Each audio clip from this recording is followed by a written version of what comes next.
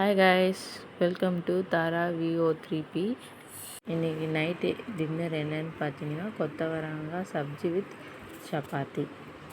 கொத்தவரங்காவை 2 times நல்லா wash பண்ணிக்கோங்க. Wash பண்ணதுக்கப்புறம் குக்கரில் லைட்டாக உப்பு, தேவையான அளவு தண்ணி ஊற்றி 3 விசில் விட்டு நல்லா வேக வச்சுக்கோங்க. விசில் வந்ததுக்கப்புறம் நல்லா சூடு ஆறுனதுக்கப்புறம் அதை ரெடி பண்ணிப்போம். மெஷர்மெண்ட் கப்பில் சப்பாத்தி மாவு அளவு எடுத்துக்கிட்டேன். ஸோ என்னோடய ஃபேமிலிக்கு எவ்வளோ வேணுமோ அவ்வளோ எடுத்து நான் மெஷர் பண்ணி மாவு பிசைய ஸ்டார்ட் பண்ணிவிட்டேன். கொஞ்சம் உப்பு, எண்ணெய் ஊற்றி நல்லா மாவு பிசைஞ்சுக்குங்க. அப்புறம் கொஞ்சம் கொஞ்சமாக தேவையான அளவு தண்ணி ஊற்றி நல்லா பிசைஞ்சுக்குங்க.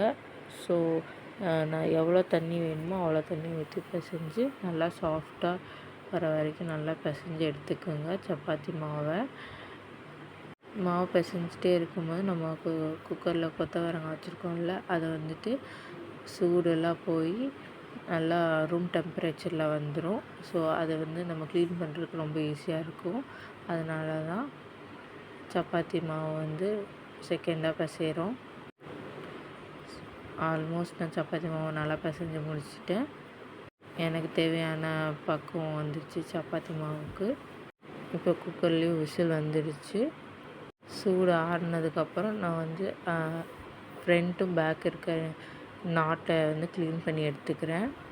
அடுப்பில் கடாயை வச்சு கொஞ்சம் எண்ணெய், பச்சை மிளகா, பூண்டு தட்டி நல்லா போட்டு வதக்கினதுக்கப்புறம் கொஞ்சம் மிளகாத்தூள், மஞ்சத்தூள், அப்புறம் க்ளீன் பண்ணி வச்சுருந்தா கொத்தவரங்காய் போட்டு நல்லா வதக்கி விட்டுக்குங்க. வதக்கினதுக்கப்புறம் ஆஃப் பண்ணிடுங்க. அவ்வளோதான்.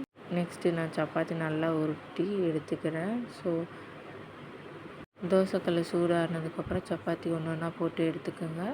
ஸோ எடுத்துட்டிங்கன்னா உங்கள் சப்பாத்தி ரெடி ஆயிரும். நல்லா இந்த மாதிரி டிப் பண்ணி எடுக்கிறதுனால உங்களுக்கு நல்லா பஃப்னு வரும். ஸோ அது இன்னும் நல்லா சாஃப்ட்னஸ் உங்களுக்கு நல்லா தரும். மெஷர்மெண்ட் கப்பில் 3 கப் எடுத்தனால எனக்கு 10 சப்பாத்தி கிடச்சிச்சு.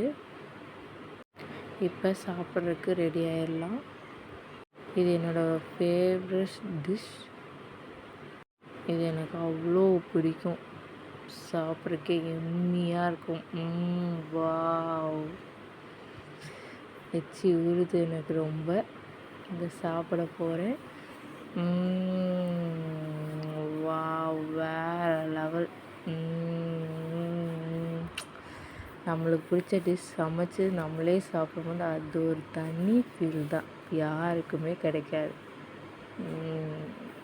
வாவ், சூப்பராக இருக்குது.